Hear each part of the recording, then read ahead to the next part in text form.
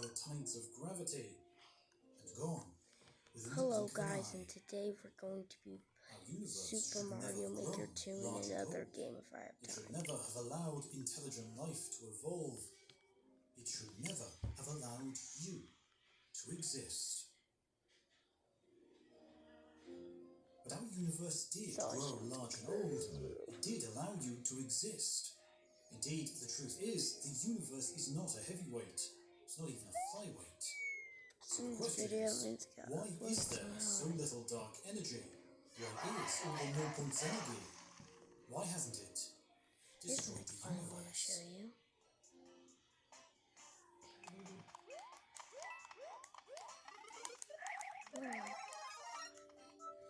To understand the no-points energy and the puzzle it creates, we have to travel back 100 years to the German city of Hamburg, to a cafe overlooking the banks of the Inner Alster. Hamburg is a vibrant city, risen from the ashes of World War I, a bustling metropolis and a centre of intellectual thought. And in the cafe, the two physicists, look at that. Two friends. Otto Stern is a bon vivant. He enjoys the finer things in life. Good food, good wine, good company. He sometimes takes a flight to Vienna just to have lunch. Wolfgang Pauli, however, is a very different character. He's currently sporting a black eye, sustained the night before in the bars of the Reeperbahn in Hamburg's notorious Sankt Pauli district.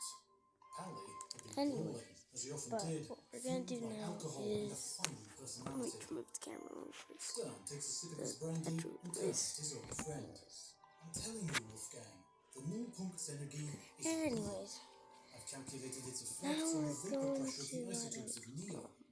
If it were absolutely as you say it should be, the difference in the vapor pressure of neon 20 and neon 22 would be enormous. If it's all items, Pauli isn't convinced. He begins scribbling down a calculation on a napkin. When he's done, he looks up triumphantly. But what of gravity, Otto? If the Nullpunkt's energy were real, as you say it should be, the universe wouldn't even reach the moon.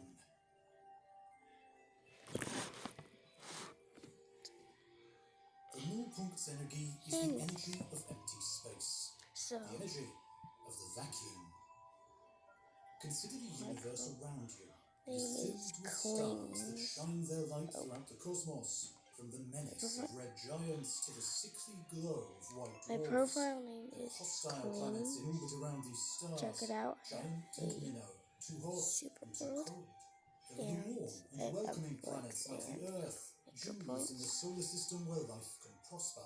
There are towering clouds of gas, monuments, coloured nebulae, where stars are being born. And all of this stuff carries mass. It carries energy. But suppose a cosmic bailiff were to enter the universe and take it all away. They take away every star, every planet, every human, and all other forms of complex life. They take away the nebulae, the black holes, the bacteria and dust. They take everything, alive and dead, large and small. STRFGFWRF. A dark and silent place of true desolation. That's what that is. Empty of empty space. Ignore those. Wins place. Naively, you might expect this emptiness to be weightless, to be free of all energy, having been robbed of its wares by the cosmic bailiff. But that is not now true. At least, we don't think it's true. Quantum theory has taught us that empty space does carry energy. It carries the Nullpunkt's energy, the zero-point energy, the vacuum energy, the cosmological constant. After. The celebrated German physicist and father of quantum mechanics, Max Planck, had toyed with the idea of the Nullpunkt's energy as early as 1911, and soon after, it was another German, Walter Nernst, who suggested that the vacuum of empty space was not empty, but an exotic medium filled with an enormous amount of energy. But perhaps the most celebrated German physicist of the time, Albert Einstein, had a turbulent relationship with the Nullpunkt's energy, and also, separately, the idea of a cosmological constant. At first, he was a champion of both.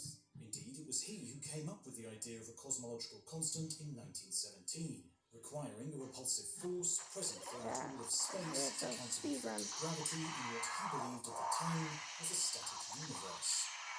He also separately teamed up with Otto duty to the effects of nucleus energy on hydrogen molecules, their results matching experimental data. But he did not connect the two, and within a decade, Einstein had switched camps on both the cosmological constant and the Nullpunktsenergie, supposedly calling the constant his biggest blunder, That stating was that very no cool. theoretician can utter the words zero-point energy without breaking into a half-embarrassed, half-ironic smile. But it would turn out that Einstein was right in his invoking of a cosmological constant, and wrong in his dismissal of the Nullpunktsenergie, and the idea of zero-point energy really took hold in the mid-1920s. For this was when the legendary German physicist Werner Heisenberg I didn't even get entered to the game. react. Struck down by severe hay fever in the summer of 1925, Heisenberg had fled to the island of Helgoland, where he checked into a guest house overlooking the dunes. His allergies were so bad that the lady who ran the guest house assumed he'd been in a fight. Heisenberg used his escape to think deeply about the spectral lines of the hydrogen atom, thoughts that often led to insomnia. And indeed, it was in the early hours of one particular night that a breakthrough finally came. Oh, natural level. Heisenberg finally began to understand how the hydrogen atom It's just a behaved. new level. He was beginning to understand it's the the sorcerer's world of quantum mechanics, where everything was a game of chance.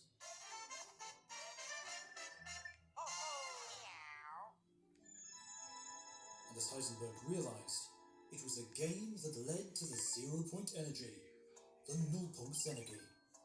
To understand how the zero-point energy emerges, go to the kitchen and take out a large mixing bowl.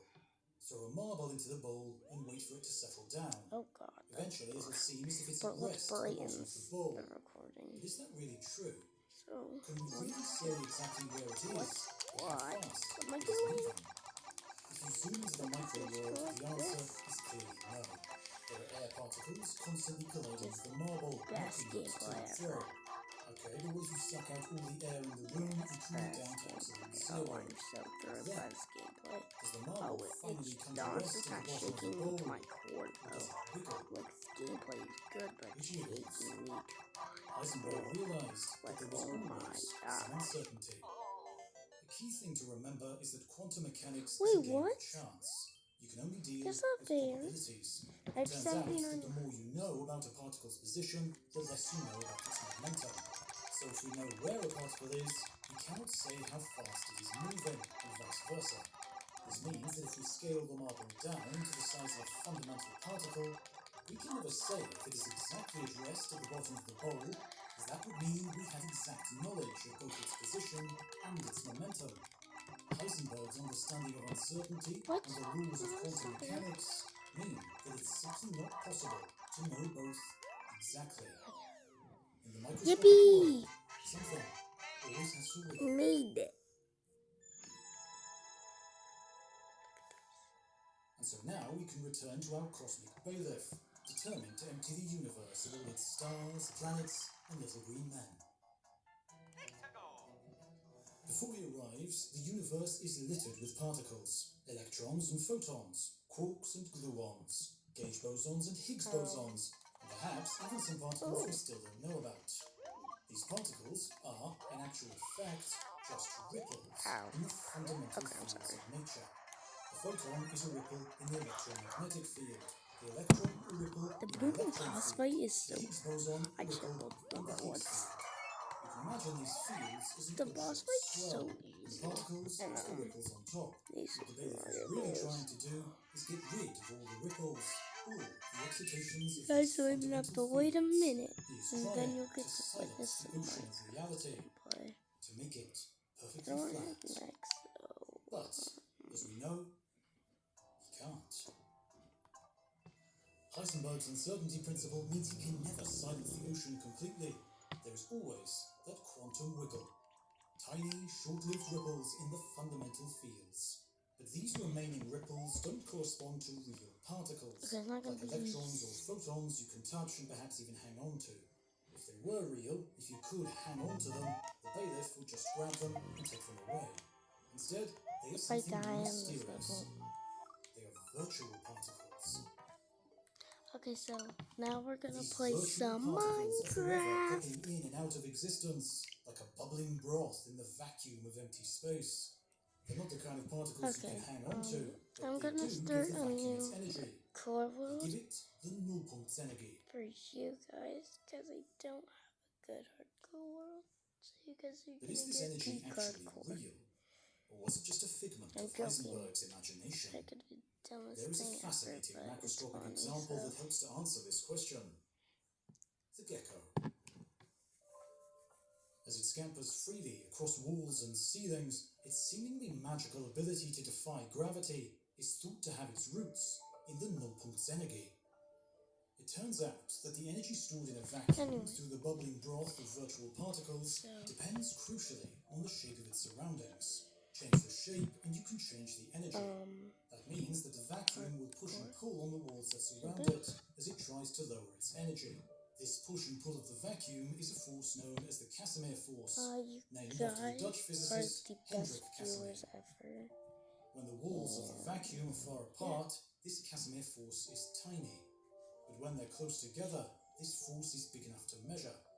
Changes in the zero-point energy also lead to van der Waals forces between atoms and molecules. And this is what some biologists think is responsible for the gecko's ability to walk on walls. Microscopic projections on the soles of their feet surround small pockets of vacuum, and by altering the shape, the gecko creates a force strong enough to defy gravity. Minecraft.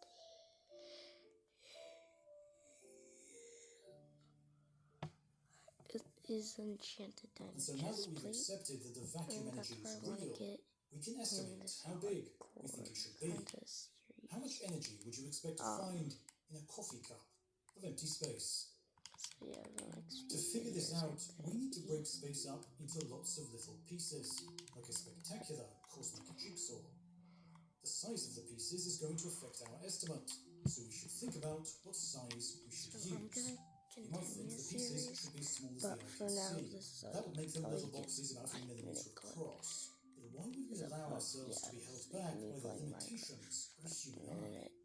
When Pauli was doing his calculation in the cafe in Hamburg, he imagined jigsaw pieces with sides about 1 trillion times smaller, at around a femtometer. This corresponds to the classical electron radius, which was at the limit of experimental physics of the time. And this is where Heisenberg comes in with his uncertainty. If you can resolve the universe into jigsaw pieces just a femtometer across, you can have extremely precise knowledge about where and when a virtual particle pops in and out of existence. Heisenberg says that must come at a price.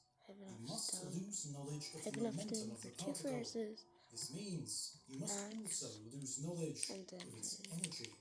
As you make the jigsaw pieces smaller and smaller, the virtual particles can reach higher and higher energies. For jigsaw pieces like Pauli's, about a femtometer across, these energies reach up to a few trillions of joules for each of our little boxes. It doesn't seem like much, but remember, the boxes are tiny, so the density is dangerously high. For a coffee cup of empty space with lots and lots of these tiny little boxes, the total energy stored inside the cup comes out at a whopping 100,000 trillion joules. That's enough energy to boil away all the oceans of the Earth. Iron is the best. But why stop there? It's been almost a century since Pauli performed his calculation in the cafe in Hamburg. Since then, physics has moved on. We've developed technology that has enabled us to probe deeper and deeper into the microscopic fabric of the universe. In the tunnels beneath the mountains on the Swiss-French border lies the Large Hadron Collider, CERN's state-of-the-art particle accelerator, a machine that recreates the first moments of the universe, colliding subatomic particles head-on at almost the speed of light. These collisions allow physicists to peer deep into the microworld with unprecedented resolution, breaking the universe up into pieces that are 10 to the minus 19 meters across. That is 10,000 times smaller than an electron, 10,000 times smaller than the jigsaw pieces Pauli imagined. When you break down the universe into pieces this small, you can resolve virtual particles popping in and out of existence every billionth of a billionth of a nanosecond, filling the vacuum with enormous amounts of ambient quantum energy. With this estimate, a coffee cup of empty space would have enough energy to blow up an entire planet. And not just once, more than 100 million times, wiping out every planet, in the galaxy.